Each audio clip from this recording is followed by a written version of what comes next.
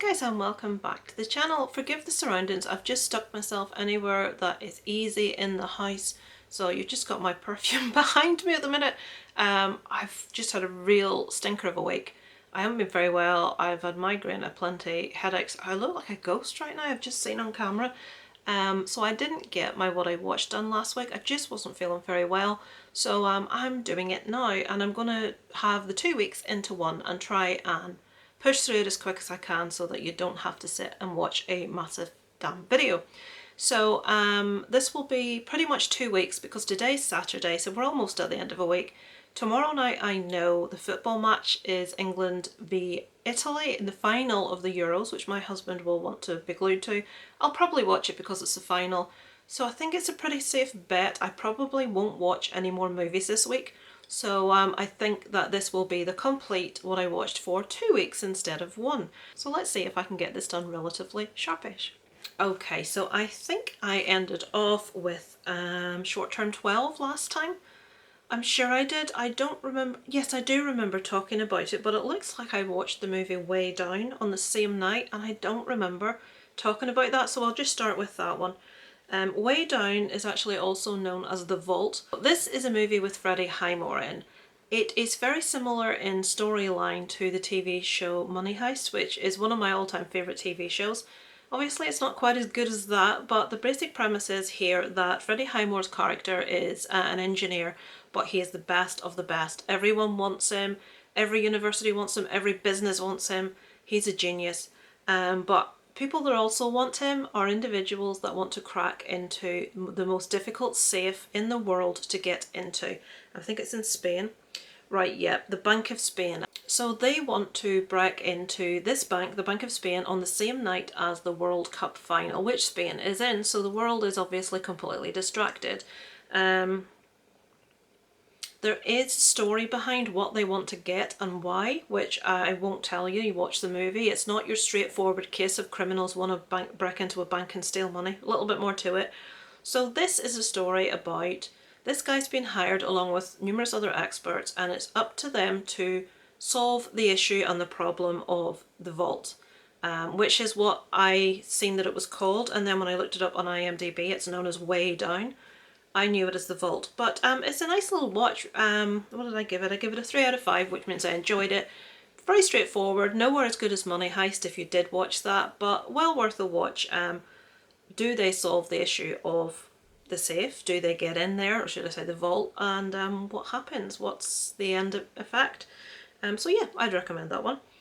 A couple of nights later I watched this one. I think this is on Shudder at the minute. It's called The Odds. This is so similar to a book that I read by an author called Matt Shaw, who is a friend of Sean Hudson's, who's my favourite author. He co-wrote a book with him recently about the pandemic actually, but put a bit of a horror twist on it. So what are you willing to lose for $1 million? A young woman enlists in an underground game of pain endurance in the hopes of winning $1 million prize. She soon learns that the real opponent is the man who's running the game, as he employs horrific methods to manipulate and defeat her. This is basically just what it seems like. It's kind of almost like a torture porn thing, but the woman must inflict whatever it is on herself. We go through numerous rounds, and each round she is competing against an unknown amount of other people, and they have to keep going, keep going, keep going until one person remains, however many rounds that may be. She never knows how many people, she just knows how many people go out each round, and she must keep persevering, and it goes from something relatively small. I won't tell you all of it, but the first game she has to hold her hand above a lit candle, which obviously burns her palm, and then we go up to just really hideous things that she has to do. There is the sort of question of Russian roulette in there as well, so that's going to give you a couple of ideas of what's going on. But there is a twist in this. I enjoyed it. I thought it was a nice little movie. I wouldn't say it's got anything new or novel. I would say there are a couple of things that happen that you go, oh, gee, that's just stupid. But that happens in most movies. The performance, this girl's really, really good in the movie. The guy playing opposite her, James Fuertes, I thought he was fantastic. Abby Butler, she's the player. Really enjoyed it, would thoroughly recommend it. You won't see anything you haven't seen before, but it is an enjoyable watch. 3 out of 5. So a couple of nights later I watched, this is on Netflix, this is called Sophie, A Murder in West Cork. Very simply a documentary about a young woman that was found murdered many years, 1996.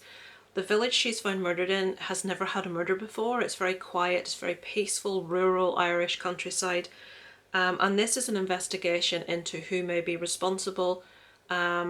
I will tell you straight off the bat, you don't really get any answers at the end of this. We get a lot of pontification. We get a lot of, I think it's this person, it's this person because X, but we don't get any definitive answers. It was quite slow. I give it a 2. I have watched much, much better true crime documentaries. I would say watch it if you're a massive fan of true crime, just because it's another story that you maybe didn't know about. But I think it's a bit slow and meandering, and I think it concentrates too much on particular people and not so much on the victim or what happened to her. So yeah, I wouldn't say rush out and watch that. So we're on to July. Prime time.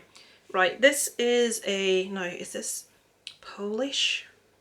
It's not going to tell me. I think this movie is Polish, and I apologise profusely if I'm wrong with that. This is a movie I'm sure I've seen an American version of, or something very similar, about someone that comes in and takes like hostage a TV crew because he wants to read a statement on the air. There is one woman who is the news anchor who is taken hostage, and also a security guard. So he holds them hostage while he makes his demands of wanting to speak on air. Very well acted, really good idea, really interesting, but it just leaves you hanging. This may be a spoiler, but I'm going to tell you, you get no answers at the end of this. We never know what he wanted to read. We never hear what he wanted to read. We get no hints as to what his agenda was, whether he's a good guy or a bad guy. We never find out. This story is basically centred around the actual incident itself and the woman that's taken hostage, the security guard, and this guy. And I think it's supposed to be a message about you can never win against the man, you know what I mean, capitalism and stuff like that. But you have to really search to get that, rather than sort of like it becoming apparent as you watch it. I give it a 2.5. I thought it was well acted. I couldn't see any fault in the actual cinematography, was good, all that kind of thing, but you were just left hanging. There was no answers at the end of it. On the 3rd, I watched one that everyone's watching at the minute, The Tomorrow War, with, his name's just gone. Oh dear me, Chris Pratt. Yeah, this was okay, this was decent. This is just a very straightforward, typical sci-fi adventure movie. In the future, the world has been overrun by aliens, who incidentally the design of is quite good. They have borrowed heavily from Geiger, as in the alien, the xenomorph. But I liked it. I liked the actual premise of the aliens. So in the future, they're able to actually send people back to the past to warn them this is going to happen at this place at this year. The world is going to be overrun by these creatures. We need to try and send you lot to the future to try and find an answer, and then send you back to stop it happening. So Chris Pratt is one of the people that is sent forward to the future to work with other people. And basically try and solve the problem. Won't tell you what happened, won't tell you if they did, if they didn't. Nice little sci-fi, well worth a watch, entertaining. You're not going to see anything particularly new. Special effects really good, acting straightforward. I will say in places it's a little bland, but I did enjoy it, so take that for what it is. 3 out of 5. I should be Lisa 3 out of 5 loves, because that's what I keep doing. On the 4th, I watched the first instalment of Fear Street. What did I give that? A 3. Again, I enjoyed it. I watched the second one last night. It's just been released. I'm enjoying these. I'm really liking these movies. They're very heavily, I won't say borrow from, but seem to be inspired by the old slashers, Halloween, Friday the 13th.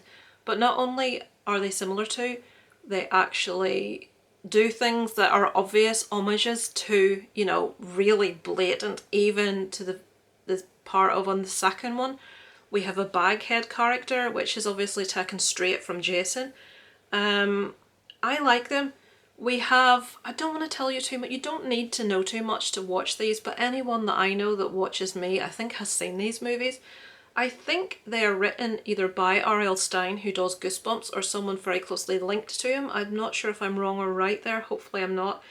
So this first one, it's set in 1994. The second one is set in 1978.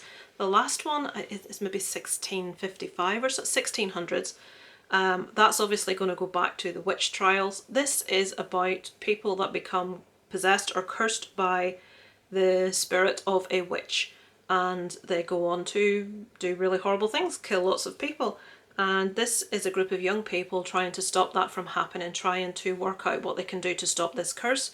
The first one starts off in 94. The second one, as I said, I'll talk about that now, then I won't go back to it, is 78, which is very, very heavily like a Friday the 13th movie set in a summer camp with the camp advisors and the typical stereotypes of the prissy good girl, and you know, it's got every stereotype teenager in it you can think of.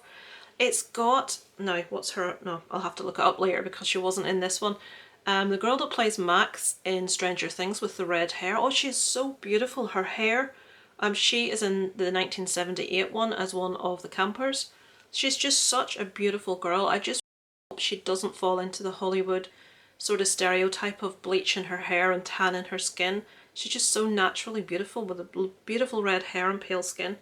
But anyway, that's irrelevant. I would recommend these. I enjoyed them. Some people are saying they're overhyped, they're not very good, they're very mediocre.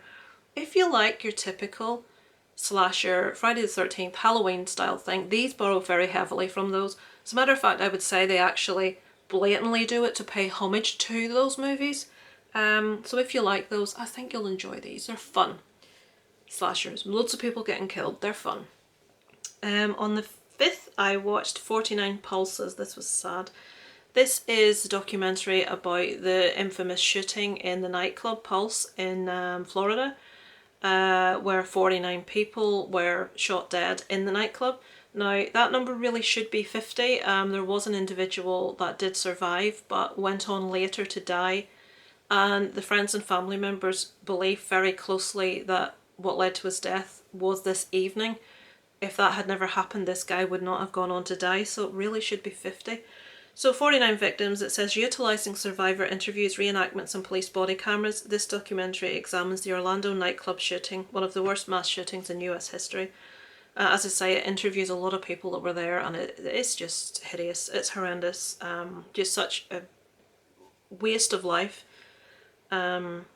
You know, you get parents that are having last texts from their sons, and it just, your blood runs cold at the thought. I would have liked to have heard more about the actual execution of the police being sent in. What was really interesting about this documentary is the police waited hours to actually go after this guy. They waited inside the club, and I don't like to point fingers at the police. I'm not one of those people. I really respect the police. I think they do a very good job, but in this case, they go in and they can hear all the screaming coming from the toilets. They can hear shots. The guy's obviously still in there. He's still shooting.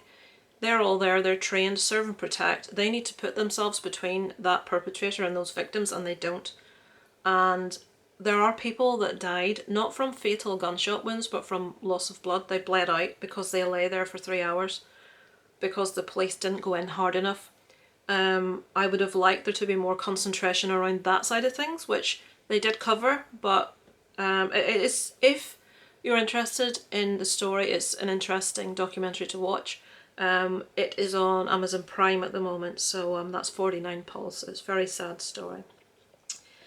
On the next evening, I watched a movie called Meander, which I had been after to see for quite a while. This is a French movie, but there's very, very little speaking in this. There is a little bit of dialogue, but not much. This is, you know, the movies like Buried with Ryan Reynolds, or the very recent one, was it called Oxygen, where the lady was stuck in the oxygen tank and she wakes up and she's by herself? Well, in this one, this woman is abducted and she wakes up in a series of tunnels. But those tunnels are all set up with traps that she must navigate to try and survive. Her name's Lisa, incidentally. You have just woken up stuck in a pipe full of deadly traps. How far will you go? After getting a car ride from an unknown man, Lisa wakes up in a tube. On her arm is strapped a bracelet with a countdown. She quickly understands that every 8 minutes, fire burns an occupied section. She has no choice but to crawl into safe sections to survive. But what they haven't said is that she's maybe not the only one in this situation. She maybe has to grapple with other people to get into these safe spaces. There's not just fire that breaks out, all kinds of things happen in all different sections. If you imagine Saw crossed with The Cube, you've got an idea. Now, I prefer the Saw movies and I prefer The Cube, but this is a decent movie. I would recommend it. I don't think it's amazing, but I enjoyed it. Again, it's a 3 out of 5, so check it out. That's Meander. On the 8th, right, this is a 4-part crime documentary on Netflix at the moment. Elise Matsunaga. This is an interesting one. This is about a girl. I may want to cover this in a true crime case because it's really interesting, so I won't say too much, but basically this girl is an escort. She meets this very wealthy man on her escort site. They get together, they fall in love, they get married, they have a child, and he is murdered. It's said that they live in Brazil. It says the crime that shocked Brazil. Elise Matsunaga shot and dismembered her rich husband. Featuring her first interview, this docuseries dives deep into the case. So there isn't really any argument from the off. She did this and she admitted that she did this. We are trying to find out why she did this. Interesting. I really enjoyed it. I found it really engaging. I found myself back and forth with what I was thinking and who I was supporting, and when you find out more about the guy, you're like, your viewpoint starts to maybe shift a little bit.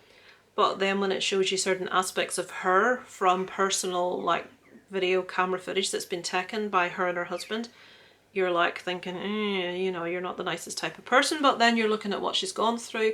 It's difficult. You find yourself torn. Now, one thing I didn't like, and I make no apologies for this, because some people may think I'm being too, I don't know, oversensitive, snowflakey.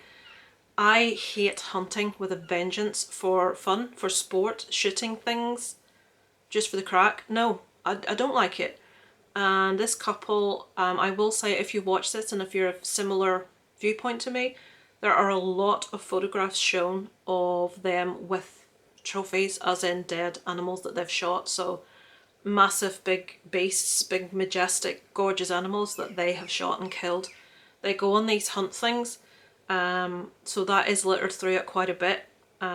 She talks about how she knows how to prepare and how to like cut animals up, how she mounts the deer's heads and things, which comes into the case, the court case, of how he is dismembered so professionally.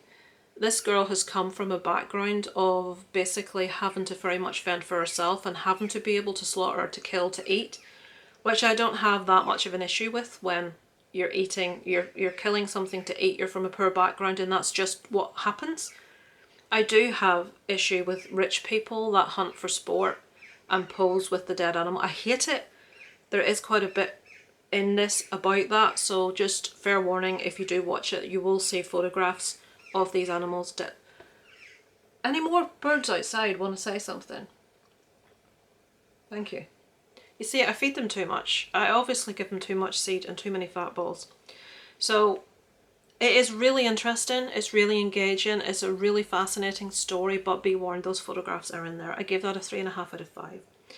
On the 9th, I won't cover anything here. Fear Street Part 2, 1978. That girl's name was Sadie Sink, who, there she is in the picture there, stunningly beautiful girl. And you can actually also see there the bag head as well, or sack head as a cloth, whatever it is they call them. Very heavily taken from Friday the 13th. So yeah, really enjoyed it. I gave that one 3.5 actually, because I like this one better than the first one, but I did enjoy both. Now that last one there I'm not going to speak about, Wilderness of Error. This is a true crime documentary that I've only watched 1 episode out of 4 of. I'm finding it at the minute quite dull, to be honest with you. I will persevere, I'll probably finish it, but it's not one I would massively recommend, to be quite honest. But that's what I've watched in the last 2 weeks, and I think I've managed to do that in under 20 minutes, so I'm quite impressed by myself there. I've maybe just gone over 20 with the intro and the outro, so thank you for watching, guys. I do apologise about the massive crow noise outside. I've put loads of seed out and that's what's going on. They're all having a bit of a chomp at the minute, all the birds in my back garden. I'm going to go see what's happening. Right, no word of a lie, there was literally about 15 crows in my garden and a load of little finches as well. They've flown off because my face has frightened them at the window. Rent out as a scarecrow, anyone? So yeah, thanks for watching, guys. Apologies that I did miss this past week. I haven't been feeling the best. Stuff's been playing on my mind too. I've not been sleeping the best. I may not do a video, we shall see. I feel, you know when you feel like there's something you really need to talk about to sort of like dispel it, to send it free. It's one of those situations. There's a little hair floating in the middle of the air. Just that was weird. So yeah, thanks for watching, guys. If a rather serious of nature video does come up, you will know because I've referred to it here what it's about. But yeah, just one of those times where you know it yourself. I haven't been this past week or so, so apologies for the lack of a video, folks. And thank you for watching. I shall speak to you again soon. Over and out from Lisa Loves.